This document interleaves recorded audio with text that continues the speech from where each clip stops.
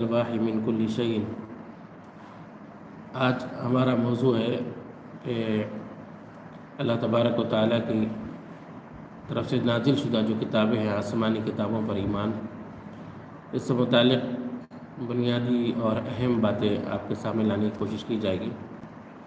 سب سے پہلے یہ سمجھ لیں کہ اللہ تبارک و تعالیٰ نے ہم انسانوں کی ہدایت کے لیے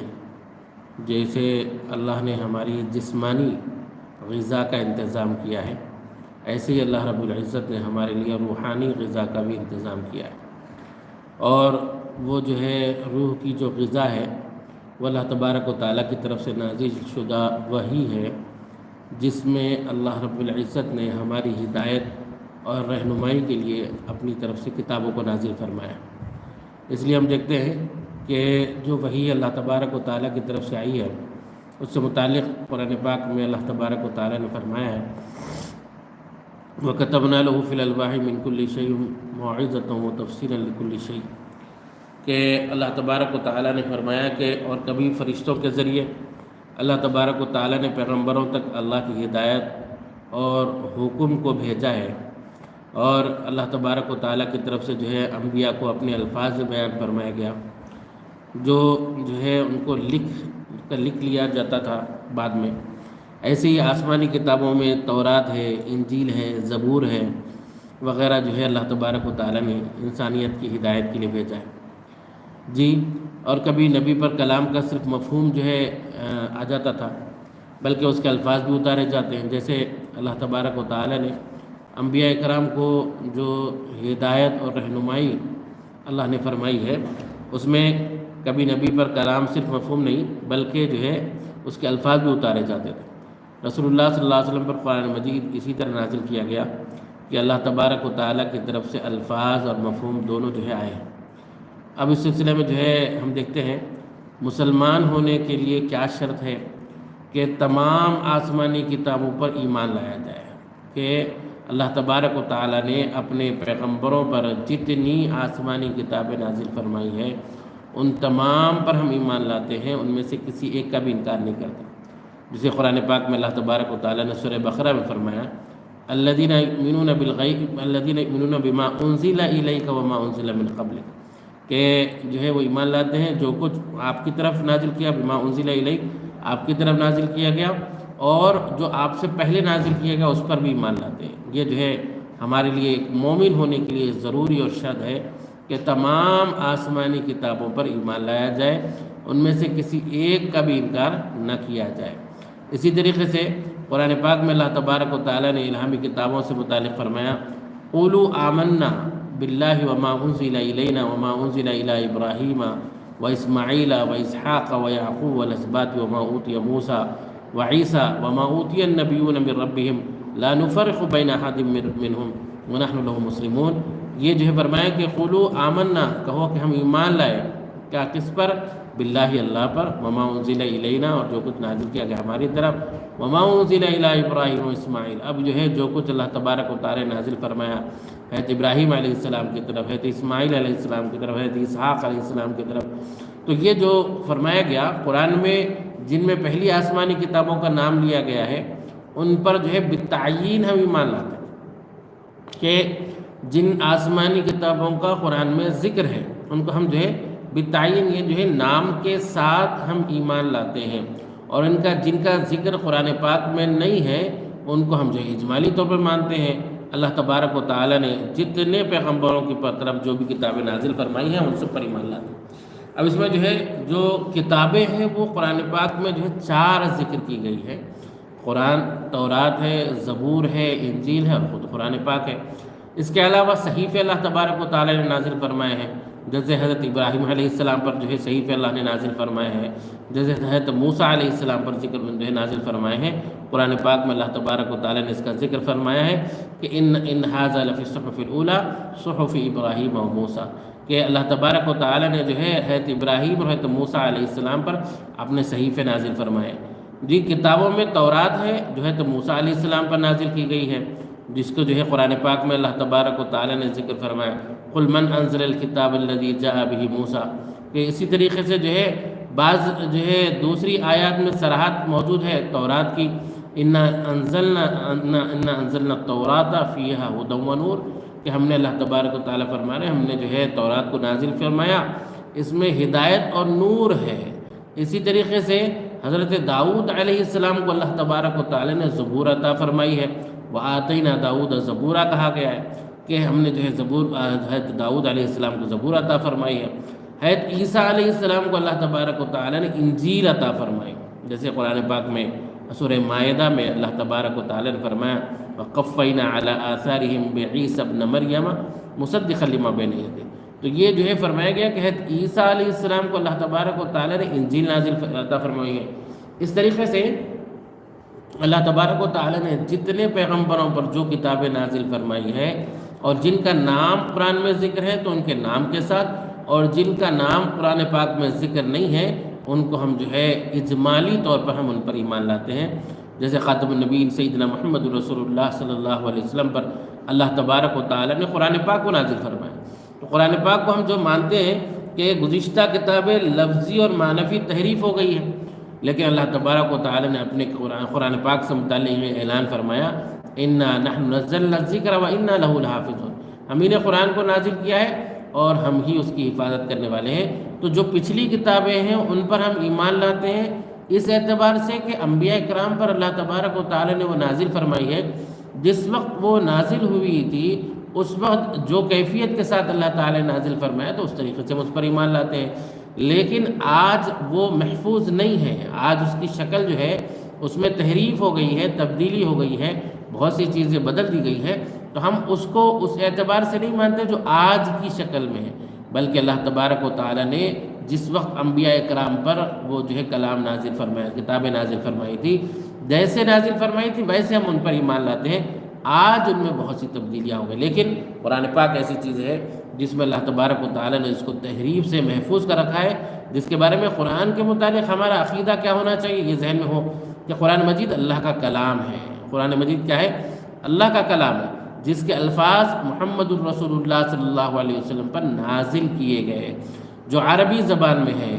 اور جو ہے تواتر کے ساتھ منقول ہے۔ یہ تواتر کے ساتھ منقول ہے، کل بھی بات آئی تھی حجیت حدیث میں کہ تواتر کہتے ہیں ایسی چیز کو کہ اتنے لوگوں سے وہ چیز ہم تک پہنچی ہو کہ جن کا جھوٹ پر جمع ہونا ممکن نہ ہو، تو قرآن پاک تواتر سے ہم تک پہنچی ہے، اور اس کے جو ہے اس کی ابتدا سورہ فاتحہ سے ہوئی ہے اور اس کی انتہا سورہ ناس پر ہے۔ تو یہ ہمارا ایمان ہے کہ اللہ تبارک و تعالیٰ کی طرف سے نازل شدہ ہے،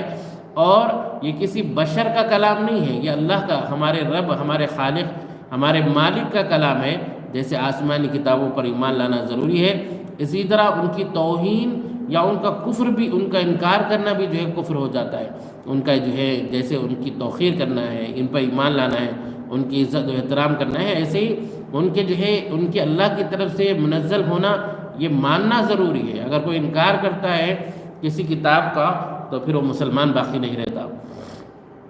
اب آتے ہیں ہم قرآن پاک کی چند خصوصیات کی طرف۔ دیکھیے قرآن پاک میں اللہ تبارک و تعالیٰ نے جو اللہ نے اپنے کلام کو نازل فرمایا ہے، دوسری آسمانی کتابوں میں اور قرآن مجید میں جو ہے جو فرق ہے، اور قرآن پاک کی جو خصوصیت ہے دیگر کتابوں میں وہ کیا ہے؟ دوسری آسمانی کتابوں میں تحریف ہو گئی ہے، وہ محفوظ نہیں ہے، لیکن اللہ تعالیٰ کی طرف سے قرآن پاک کے بارے میں اعلان فرمایا گیا انا نحن نزلنا الذکر وانا لہ لحافظون، ہم ہی نے قرآن کو نازل کیا ہے اور ہم ہی اس کی حفاظت کرنے والے۔ تو حفاظت کا ذمہ اللہ تبارک و تعالیٰ نے لیا ہے۔ پھر اسی طرح سے فرمایا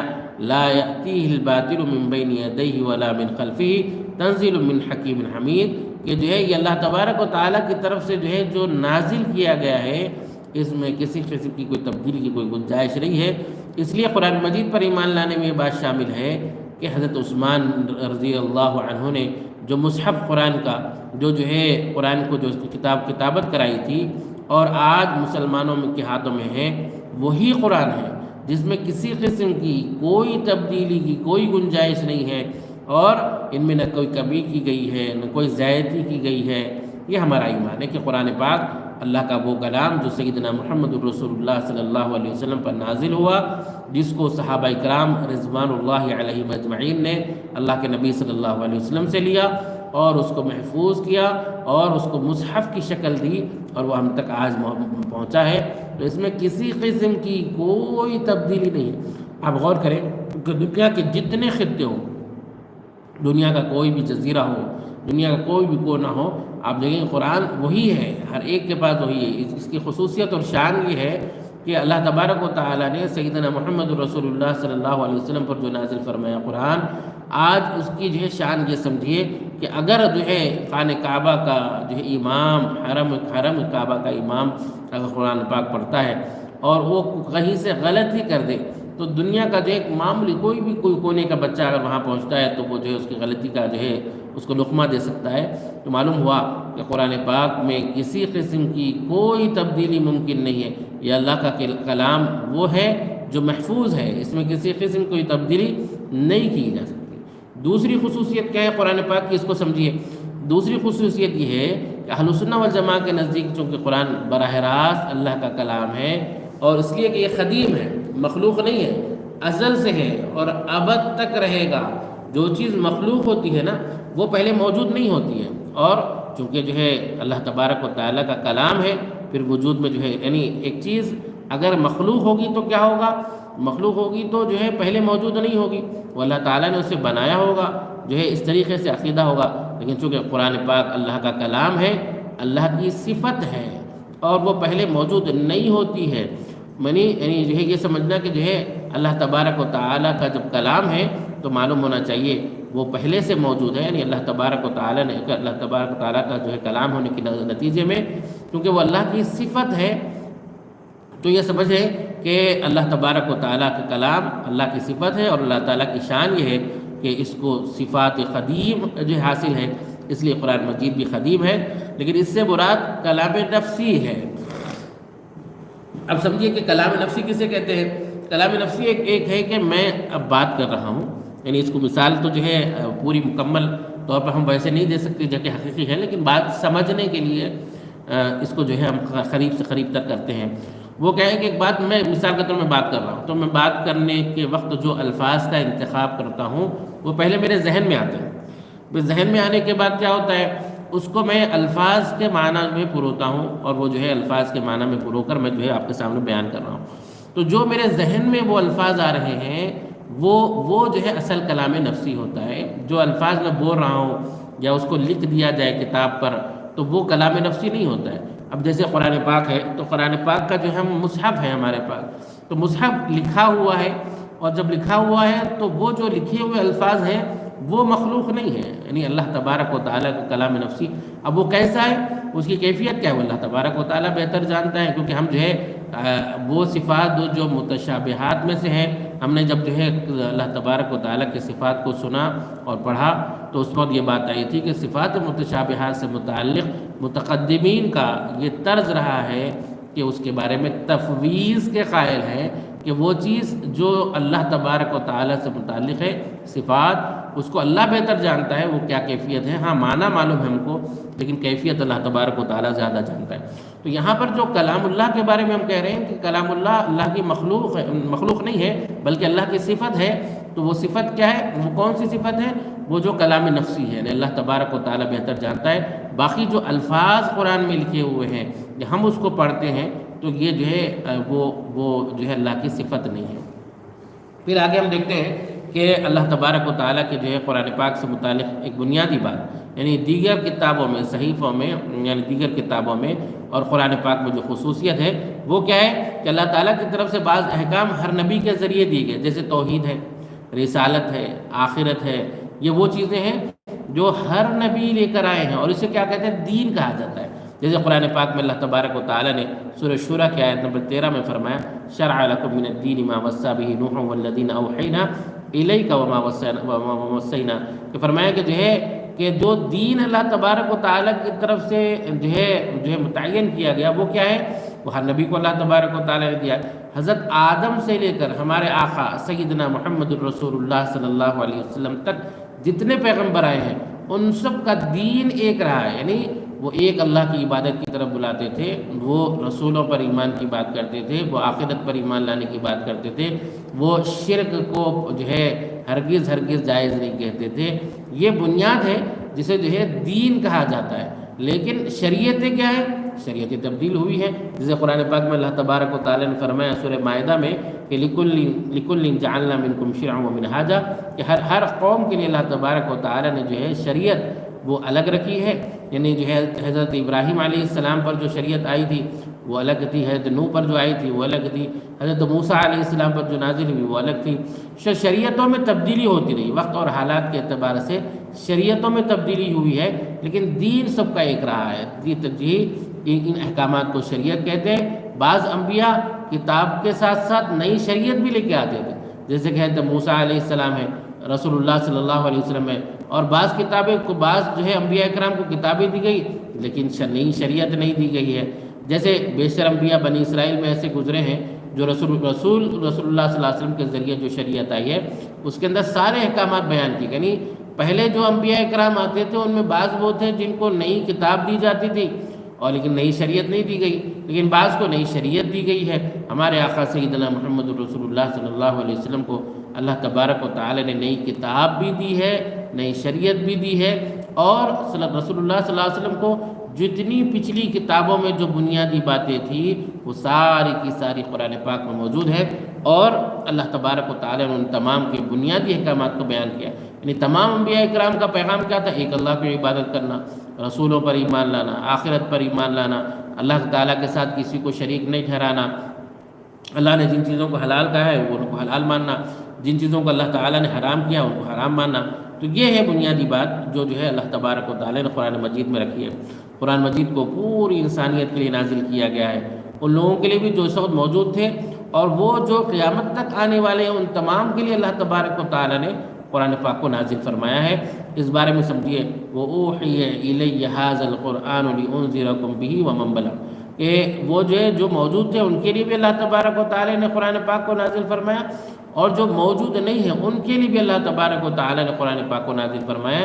یہ جو ہے بنیادی بات ہے کہ اللہ کا کلام وہ قیامت تک کے لیے ہے، اس میں اب جو ہے کسی قسم کی کوئی تبدیلی، کسی تحریف کی کوئی گنجائش نہیں ہے، اللہ تبارک و تعالیٰ نے اس کو محفوظ کر دیا ہے۔ رسول اللہ صلی اللہ علیہ وسلم نے فرمایا کہ اس وقت حضرت موسیٰ علیہ السلام بھی ہوتے تو ان کو بھی میری اتباع کرنے کی ضرورت پیش آتی، کہ لو کان موسیٰ حیا، کہ فرمایا کہ جو اگر موسیٰ جو ہے زندہ ہوتے تو ان کو بھی میری اتباع کرنا ضروری ہوتا۔ یہ بھی اللہ کے نبی صلی اللہ علیہ وسلم نے فرمایا۔ اگر کوئی شخص قرآن مجید سے ثابت ہونے والے کسی حکم کا انکار کرتا ہے تو وہ مسلمان باقی نہیں رہتا۔ فرمایا اللہ تبارک و تعالیٰ نے 6 نے فرمایا وَمَا يَجْحَدُ بِآيَاتِنَا إِلَّا الْكَافِرُونَ، کہ جو رسول اللہ صلی اللہ علیہ وسلم قرآن پاک کی شکل میں احکامات ہم تک لائے ہیں اور احادیث میں رسول اللہ صلی اللہ علیہ وسلم کی جو ثابت شدہ حدیثیں ہیں، اگر اس میں سے کسی ایک کا بھی حکم کا انکار کرتا ہے تو پھر وہ مسلمان باقی نہیں رہتا۔ حضرت عبداللہ ابن عباس رضی اللہ عنہ سے روایت موجود ہے، اللہ کے نبی صلی اللہ علیہ وسلم نے فرمایا کہ جو قرآن کا انکار کرتا ہے، قرآن کے احکامات کا انکار کرتا ہے تو پھر وہ جو ہے مسلمان نہیں ہوتا ہے۔ اس سلسلے میں جس بات میں قرآن سے متعلق جو بنیادی باتیں ہیں ان کو جو ہے سمجھنے کی ضرورت ہے۔ ان میں سے بنیادی باتیں چند مزید میں آپ کے سامنے نقل کروں کہ ایک طرف یہ کہ ہم جو ہے قرآن کو اللہ تبارک و تعالیٰ کا جو ہے یہ عقیدہ ہے ہمارا کہ یہ جو ہے ایمان بالکتاب، کتابوں پر ایمان لانا، یعنی اللہ تعالیٰ کی کتابوں پر ایمان لانے کا عقیدے سے متعلق جیسے اللہ پاک نے فرشتے پیدا کیے ہیں ان پر ہم ایمان لاتے ہیں، اور ایسے ہی رسولوں کو اللہ تبارک و تعالیٰ نے پیدا فرمایا تو ہم ان پر ایمان لاتے ہیں۔ اسی طریقے سے اللہ تبارک و تعالیٰ نے جو ہے فرشتوں کے ذریعے ہم تک یعنی پیغمبروں تک اللہ کے کتابیں، اللہ کے صحیفے نازل فرمائے، ہم ان پر ایمان لاتے ہیں۔ اور اس میں جو ہے یہ بات ذہن میں ہونی چاہیے کہ جتنی اللہ تبارک و تعالیٰ کی طرف سے کتابیں نازل ہوئی ان کی شکل الگ ہے۔ بعض اللہ تبارک و تعالیٰ نے جو ہے صحیفوں کی شکل میں نازل فرمایا، اور بعض کتابیں وہ ہیں جن کو اللہ تبارک و تعالیٰ نے جو ہے صحیفوں کی شکل میں نہیں بلکہ الفاظ بھی اللہ کی طرف سے دل پر ڈال دیے گئے، جیسے ہمارے آقا سیدنا محمد رسول اللہ صلی اللہ علیہ وسلم پر اللہ تبارک و تعالیٰ نے جو ہے وہ جو ہے دل میں الفاظ کو ڈال دیا، وہ اللہ کے نبی صلی اللہ علیہ وسلم نے ہم کو لکھوایا اور ہم اس پر جو ہے ایمان لاتے ہیں۔ اب اس میں سمجھیے کہ جن کے ناموں کا ذکر قرآن پاک میں ہے ہم ان کو ناموں کے ساتھ مانتے ہیں، اور جن کا ناموں کے ساتھ ذکر نہیں ہے ہم ان کو ناموں کے بغیر اجمالی طور پر مانتے ہیں۔ بہت سے صحیفے بھی اللہ تبارک و تعالیٰ نے نازل فرمائے، جیسے ابھی تک ہم نے بات کی تھی قرآن پاک، یعنی قرآن پاک میں 4 بنیادی کتابوں کا ذکر آیا ہے، ایک جو ہے تورات، زبور، انجیل اور قرآن پاک۔ اسی طریقے سے صحف ابراہیم و موسیٰ، حضرت موسیٰ علیہ السلام اور حضرت ابراہیم علیہ السلام پر جو صحیفے نازل فرمائے، ایسے ہی ادریس علیہ السلام پر اللہ تعالیٰ نے جو ہے صحیفہ نازل فرمایا، حضرت شیس علیہ السلام پر اللہ نے جو ہے صحیفہ نازل فرمایا، حضرت نوح علیہ السلام پر اللہ تبارک و تعالیٰ نے صحیفے نازل فرمائے ہیں۔ تو یہ تمام پر جتنی جو ہے اللہ تبارک و تعالیٰ نے کتابیں اور صحیفے نازل فرمائے، ان سب پر ہم ایمان لاتے ہیں، ان میں سے کسی کا ایک کا بھی انکار نہیں کرتے۔ ہاں، اب یہ سمجھیے کہ جو سماوی صحیفے ہیں ان پر ایمان لانے کے لیے دلیل چاہیے۔ جیسے آج ہم دیکھ رہے ہیں کہ معاملہ یہ ہے کہ ہمارے ملک میں بعض لوگ وید سے متعلق یہ کہتے ہیں کہ وہ آسمانی کتاب ہے، وہ ملہم من اللہ ہے۔ اب اس کے لیے ہم ایک مومن مسلمان آدمی کے لیے کیا ضروری ہے؟ کیا اس پر ایمان لایا جائے، یا اس کے بارے میں کیا ہمارا جو ہے موقف ہونا چاہیے؟ تو معلوم ہونا چاہیے کہ جس کا ذکر قرآن و حدیث میں صاف صراحت کے ساتھ نہیں ہے، ہم ان کو صراحت کے ساتھ، نام کے ساتھ ہم نہیں مان سکتے۔ کیوں؟ کیونکہ یہ ایمان کا معاملہ ہے، یہ ایمان کے لیے لازمی ہے کہ اس کے لیے دلیل ہو۔ اگر دلیل ہو تو ہم اس کو مانیں گے، اور دلیل نہ ہو تو نہیں مانیں گے۔ ہاں البتہ ہم دیکھتے ہیں کہ ان کتابوں میں بعض جو ہے اشارے ملتے ہیں توحید سے متعلق، رسالت سے متعلق، یہاں تک کہ اللہ کے نبی صلی اللہ علیہ وسلم کی آمد سے متعلق پیشن گوئیاں موجود ہیں۔ تو ان کا کیا ہوگا؟ تو یہ بات سمجھیے کہ جو ہے ہم امکان کے درجے میں تو کہہ سکتے ہو سکتا ہو، لیکن یقین ہم نہیں کر سکتے، اور نہ صراحت کے ساتھ یہ کہہ سکتے کہ وہ کتاب آسمانی کتاب ہے، کیونکہ اس کے لیے جو ہے دلیل چاہیے۔ اور دلیل کہاں سے ہوگی؟ یا تو قرآن سے ہوگی یا تو حدیث سے ہوگی۔ وہ دلیل اگر ہے تو ہم مانیں گے، اور اگر دلیل نہیں ہے تو ہم اس کو ہرگز نہیں مان سکتے۔ اسی طرح میں یہ بات بھی سمجھیے کہ اجمالی طور پر جو ہم ایمان لاتے ہیں جتنی بھی کتابوں پر اللہ رب العزت نے جو ہمارے پیغمبروں پر نازل فرمائے ہیں، جتنے بھی صحیفے اللہ تبارک و تعالیٰ نے اپنے رسولوں اور نبیوں پر نازل فرمائے ہیں، ان سب پر ہم ایمان لاتے ہیں۔ اور آخرت میں سب سے بڑی جو آخر میں سب سے بڑی جو کتاب ہے جس کو اللہ تبارک و تعالیٰ نے، اور سب سے جامع جو کتاب ہے قرآن پاک، ہم اس پر جو ہے ایمان لاتے ہیں کہ حضور صلی اللہ علیہ وسلم پر اس کی وحی فرمائی گئی ہے، ہم اس پر بھی ایمان لاتے ہیں۔ اور آپ صلی اللہ علیہ وسلم نے اس کو لکھوایا، آپ نے جو ہے اس کو یاد بھی کیا اور دوسروں کو بھی یہ جو ہے یاد کروایا۔ آپ صلی اللہ علیہ وسلم جو ہے اس کو بار بار حضرت جبرائیل علیہ السلام سے بار بار آپ آتے تھے اور سناتے تھے، اس کو بار بار دہراتے تھے۔ حضور صلی اللہ علیہ وسلم سنتے بھی تھے، حضور صلی اللہ علیہ وسلم سناتے بھی تھے، سب صحابہ کرام رضوان اللہ علیہم اجمعین اسے سنتے تھے اور یاد بھی کرتے تھے، پڑھتے تھے۔ اللہ کے نبی صلی اللہ علیہ وسلم اسے لکھواتے تھے، آپ صحابہ کرام رضوان اللہ علیہم اجمعین کو قرآن پاک بار جو ہے بلا کر لکھواتے تھے۔ یہ مصحف جو ہے نا، اب اس کو سمجھیے کہ عموماً لوگ کہتے ہیں کہ بھئی اللہ کے نبی صلی اللہ علیہ وسلم کے بعد قرآن پاک لکھا گیا ہے، تو معلوم ہونا چاہیے کہ اللہ کے نبی صلی اللہ علیہ وسلم جب آپ پر قرآن نازل ہوتا تھا، آپ صحابہ کرام کو لکھواتے تھے۔ ہاں، یہ جو مصحف کی شکل یعنی 2 خطوں کے درمیان، 2 اٹوں کے درمیان جو موجود ہے، یہ شکل حضرات صحابہ میں حضرت عثمان رضی اللہ عنہ کا کارنامہ ہے، لیکن جمع اللہ کے نبی صلی اللہ علیہ وسلم نے قرآن کو لکھوایا تھا،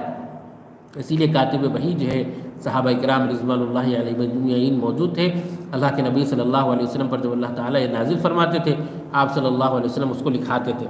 قرآن مجید کی ترتیب سے متعلق یہ سمجھیے، قرآن مجید کی ترتیب نزولی الگ ہے اور ترتیب وقوعی الگ ہے۔ اب یہ جو ہے پھر اس میں ناسخ اور منسوخ کا مسئلہ ہے۔ کچھ آیاتیں وہ ہیں جو ناسخ ہیں، کچھ آیتیں وہ ہیں جو تلاوت بھی ان کی منسوخ ہے، کچھ آیتیں وہ ہیں جو تلاوت تو منسوخ نہیں ہے لیکن ان کے احکامات منسوخ ہیں۔ اس سلسلے میں ہم دیکھتے ہیں کہ اللہ کے نبی صلی اللہ علیہ وسلم پر جب قرآن پاک نازل ہوتا تھا، اللہ کے نبی صلی اللہ علیہ وسلم اس کو بار بار دہراتے تھے، کہیں یہ جو ہے ذہن سے نہ نکل جائے۔ اس پر اللہ تبارک و تعالی نے قرآن پاک میں باضابطہ آیت نازل فرمایا اور فرمایا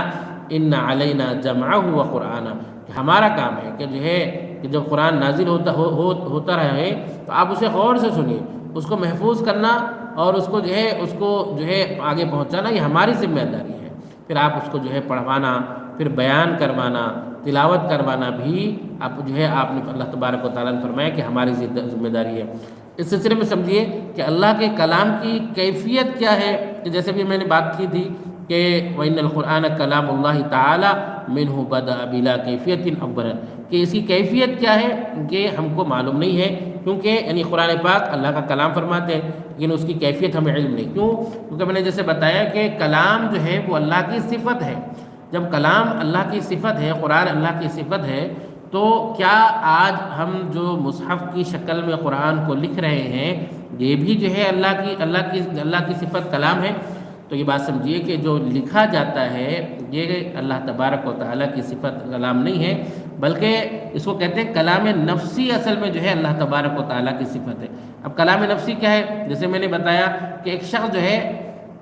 جیسے میں آپ کے سامنے بات کر رہا ہوں تو میں جو ہے الفاظ پہلے سوچتا ہوں ذہن میں، پھر ان الفاظ کا جو ہے انتخاب کر کے اپنی زبان سے اسے دہراتا ہوں، تو وہ جو سوچا جاتا ہے وہ کلام نفسی ہے، باقی جو ہے جو الفاظ ہے میرے وہ جو ہے وہ کلام نفسی نہیں ہے۔ ایسے ہی اس مثال کو جو ہے ہم پوری طرح قرآن پر فٹ نہیں کر سکتے، لیکن آپ کے ذہن کے قریب لانے کے لیے مثال دی جا رہی ہے کہ اللہ تبارک و تعالیٰ نے جو فرمایا وہ اپنی جگہ پر اللہ کا کلام ہے، لیکن آج ہم جو ہے جو مصحف پر لکھتے ہیں وہ الفاظ وہ اللہ تبارک و تعالیٰ کی صفت نہیں ہے، یعنی جو ہے یہ غیر مخلوق ہے اور وہ مخلوق نہیں ہے، اس کو سمجھیں۔ تو یہ ہمارا جو ہے ایمان ہے قرآن پاک سے متعلق کہ یہ اللہ کا کلام ہے اور یہ اللہ تبارک و تعالیٰ کی صفت ہے، اللہ کا کلام، اور اللہ تبارک و تعالیٰ نے ہمارے لیے یہ قرآن پاک کو جو نازل فرمایا، اس میں جو احکامات ہمارے لیے نازل فرمائے یہ قیامت تک کے لیے ہمارے لیے اسوہ اور نمونہ ہے۔ اللہ تبارک و تعالیٰ نے جتنی کتابیں جتنے انبیاء اکرام پر نازل فرمائی ان سب پر ہم ایمان لاتے ہیں، ان میں سے کسی ایک نبی کا بھی کتاب کا انکار نہیں کرتے۔ اگر کوئی شخص کسی نبی کی کتاب کا انکار کرتا ہے تو پھر وہ مسلمان باقی نہیں رہتا۔ ہمیں یہ سمجھنا چاہیے کہ اللہ تبارک و تعالیٰ کی طرف سے نازل شدہ جتنی کتابیں ہیں ان کتابوں پر ایمان لانا ہمارے لیے ضروری ہے۔ دیکھیے آسمانی کتابیں کتنی ہیں، اس بارے میں بات آئی کہ 4 کتابوں کا ذکر ہم کو ملتا ہے، تورات، زبور، انجیل اور قرآن پاک۔ یہ 4 کتابیں ہیں جو اللہ تعالیٰ کی طرف سے نازل کی گئی۔ صحیفے کتنے ہیں؟ تو صحیفے بہت سے ہیں۔ حضرت موسیٰ علیہ السلام پر اللہ نے صحیفے نازل فرمائے، حضرت جو ہے ابراہیم علیہ السلام پر صحیفہ نازل فرمایا، حضرت ادریس پر، حضرت شیس پر، حضرت نوح پر یہ صحیفے نازل فرمائے۔ آج ہم دیکھتے ہیں کہ بائبل جو ہے نا، یہ سابقہ جو کتابیں ہیں، آج عیسائی یا یہودی جن کتابوں کو مانتے ہیں ان کتابوں میں اگر ہم دیکھتے ہیں تو بہت سے صحیفے انہوں نے جمع کر رکھے ہیں، وہاں پر ان کے پاس جو ہے کئی صحیفے ملتے ہیں۔ اب سوال یہ ہے کہ جو پچھلی کتابیں ہیں ان پر ایمان لانا، ہم ان پر ایمان لانے کا طریقہ کیا ہونا چاہیے؟ تو معلوم ہونا چاہیے کہ ہم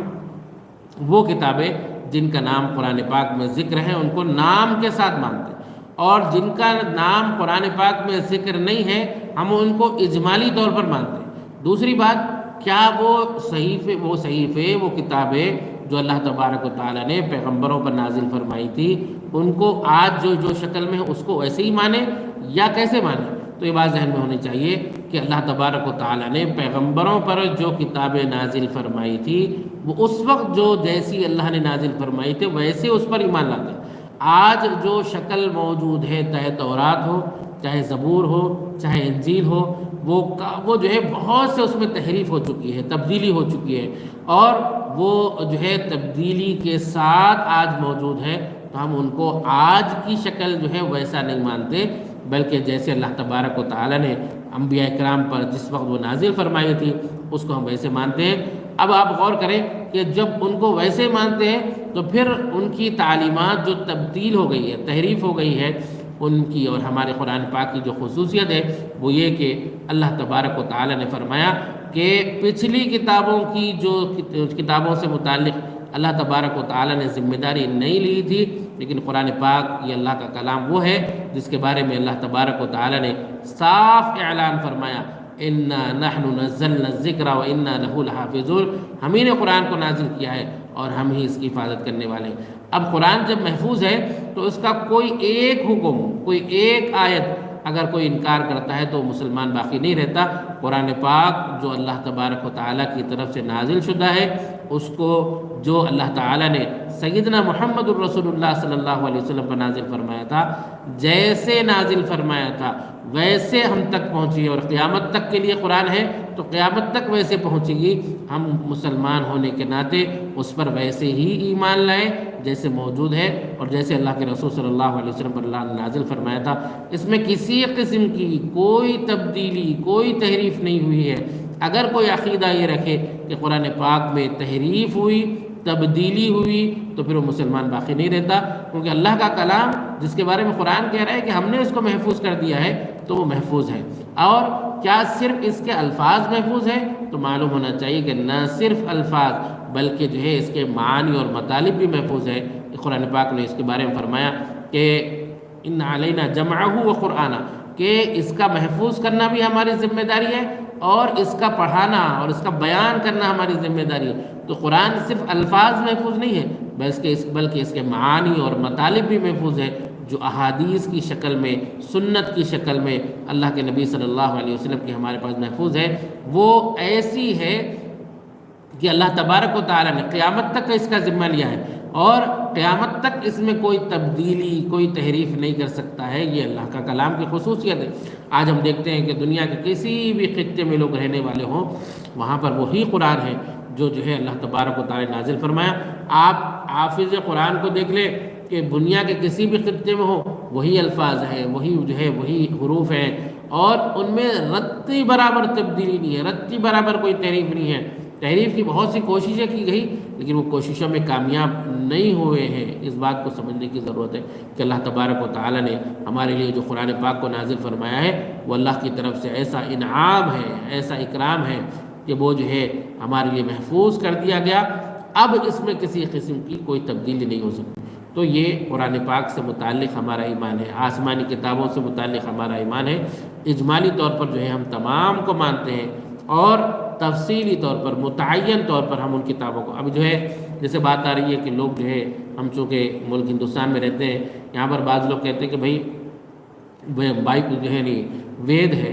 اور اسی طریقے سے دیگر کتابیں ہیں، یہ بھی ملہم من اللہ ہے۔ کچھ مسلمانوں کو بھی دیکھنے میں آتا ہے، بعض لوگ وہ ہیں جو یہ کہتے ہیں کہ ہاں بھائی یہ ملہم من اللہ ہے، ان کو ایمان لایا جائے، یہاں تک کہ نعوذ باللہ بعض لوگوں نے کہہ دیا کہ یہ اہل کتاب ہے۔ اب آپ غور کریں کہ اہل کتاب اگر مانا جائے تو پھر بہت سے احکامات بدل جائیں، کیونکہ اہل کتاب سے متعلق قرآن پاک نے بہت سے ہم کو احکامات دیے ہیں کہ ان کی جو ہے لڑکیوں سے نکاح جائز ہو جاتا ہے، اور دیگر بہت سے جو ہے احکامات بدل جاتے ہیں۔ تو ذرا سوچنے کی ضرورت ہے کہ اصول اللہ تبارک و تعالیٰ نے ہم کو دے دیا، وہ اصول کیا ہے، دین کے اصول کیا ہے؟ بھائی جو جیسے انبیاء اکرام کے بارے میں بات اس سے پہلے آئی جو ہے ہمارے پاس، کہ نبی پر بھی ایمان لانے کا معاملہ یہ ہے کہ جن کا نام قرآن پاک میں ذکر ہے ان کو نام کے ساتھ ہم مانتے ہیں، اور جن کا نام ذکر قرآن پاک اور حدیث میں نہیں ہے ہم ان کو اجمالی طور پر مانتے ہیں۔ اب تقریباً 1,24,000 انبیاء اکرام، اتنا تو نام نہیں ہے، قرآن پاک میں تو 25 انبیاء اکرام کے نام آئے ہیں۔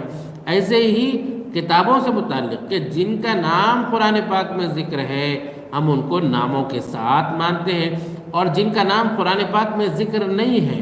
تو پھر ہم ان کو جو ہے اجمالی طور پر مانتے ہیں۔ اگر جو ہے نعوذ باللہ اس طریقے سے کتابوں کو مانا جائے تو پھر دنیا میں بہت سی چیزیں ایسی ہیں جو معاملہ یہ ہوگا کہ جو ہے دین برقرار نہیں رہے گا۔ ہاں ایسا ممکن ہے کہ ان میں کچھ باتیں ہم کو اچھی نظر آتی ہیں، جیسے توحید سے متعلق بات نظر آتی ہے، اور اسی طریقے سے رسالت سے متعلق بات نظر آتی ہے، ایسے ہی جو ہے کچھ اچھائیاں ہیں اس میں، ہم اس کا انکار نہیں کرتے ہیں، لیکن یہ بات ذہن میں رکھیے کہ اس پر ایمان لانے کے لیے ہمارے لیے دلیل چاہیے، قطعی ثبوت چاہیے، دلیل چاہیے کہ جس کا نام کے ساتھ وہ صراحت موجود ہو۔ جہاں پر نام کے ساتھ صراحت موجود نہیں ہے تو ہم اس پر ایمان نہیں لا سکتے ہیں، یہ بات ذہن میں ہونی چاہیے۔ اگر کوئی کہتا ہے کہ ان پر ایمان لانا ہو تو پھر بتاؤ بھائی اس کے لیے دلیل کیا ہے؟ بغیر دلیل کے تو ہم نہیں مانتے، دلیل ہوگی تو ہم مانیں گے اور دلیل نہیں ہوگی تو نہیں مانیں گے۔ اس طریقے سے جو ہے اس بات کو سمجھنا چاہیے کہ یہ اللہ کا کلام قرآن پاک اور اللہ تبارک و تعالیٰ کی بھیجی ہوئی کتابیں یہ ایمان سے متعلق بنیاد ہے۔ جیسے ہم جو ہے بچپن میں یہ تفسیر یعنی یہ پڑھتے تھے ایمان مفصل، جس میں کیا پڑھتے ہیں؟ آمنت باللہ و ملائکتہ و کتبہ و رسلہ، تو یہاں پر ایمان لایا میں اللہ پر اور اس کے رسولوں پر، اس کی کتابوں پر. تو کتابوں پر ایمان لانا یہ ایمان میں سے شرط ہے، بنیاد ہے ہماری، اور بنیادی جو ہے عقائد میں سے ایک حصہ ہے. یہ یوں سمجھیے کہ ضروریات دین میں سے ہے. ضروریات دین کسے کہا جاتا ہے؟ ضروریات دین وہ عقائد جن کا ماننا ہر مسلمان کے لیے ضروری ہو. اس کو آسان انداز میں علماء نے کہا کہ ہر وہ شخص جو ایک مسلم گھرانے میں پیدا ہوا ہو تو اس کے لیے یعنی اتنی باتیں کہ جو وہ گھر میں ہر مسلمان جس کو جو ہے اس کو سمجھانے کی ضرورت نہیں ہے کہ بھئی یہ ضروری چیزیں، اللہ کو ماننا ضروری ہے. جیسے اگر مسلمان گھرانے میں پیدا ہوا تو اس کو تو یہ معلوم ہوتا ہے کہ اللہ کو ماننا جو ہے ہمارے ایمان میں سے حصہ ہے. رسولوں کو ماننا، کتابوں کو ماننا، فرشتوں کو ماننا، یہ اس کو سمجھانے کی ضرورت نہیں ہے. جیسے ہی جو ہے ضروریات دین میں اگر اس کو تھوڑا سا تفصیل میں جائیں گے تو ایمان اللہ پر، اس کے رسولوں پر، اس کی کتابوں پر، اس کے فرشتوں پر، آخرت پر، تقدیر پر، ایسی جن چیزوں کو اللہ نے حلال قرار دیا ہے ان کو جو ہے، اور جن باتوں کا کرنے کا حکم دیا جیسے نماز ہے، روزہ ہے، زکوٰۃ ہے، یہ اللہ نے ہم کو کرنے کا حکم دیا ہے. اور جن چیزوں سے اللہ نے منع فرمایا، سود ہے، زنا ہے، اور یہ جو ہے وہ چیزیں ہیں جس کو اللہ نے منع فرمایا. یہ ہر مومن، ہر مسلمان گھرانے میں پیدا ہوا شخص جانتا ہے کہ اتنی باتیں تو ضروری ہیں، ان پر ایمان لانا ہمارے لیے ضروری ہے. اب ان میں سے جن پر ایمان لانا ضروری ہے ان میں سے کسی ایک کا بھی انکار کرنا یہ کفر ہو جاتا ہے. تو اس کو سمجھنے کی ضرورت ہے کہ کتابوں پر ایمان لانا یہ ضروریات دین میں سے ہے. آج بہت سے وہ لوگ ہیں جو دین کی بنیادوں سے واقف نہیں ہیں، اور جیسے ایمان لانا وہ بھی بہت ضروری ہے. دین کی بنیادوں سے واقف نہیں ہونے کے نتیجے میں کیا ہو رہا ہے؟ کچھ لوگ افراد کا شکار ہو رہے ہیں، کچھ تفرید کا شکار ہو رہے ہیں. کچھ لوگ وہ ہیں جو نعوذ باللہ قرآن کی جو ہے تحریف سے متعلق بات کر رہے ہیں،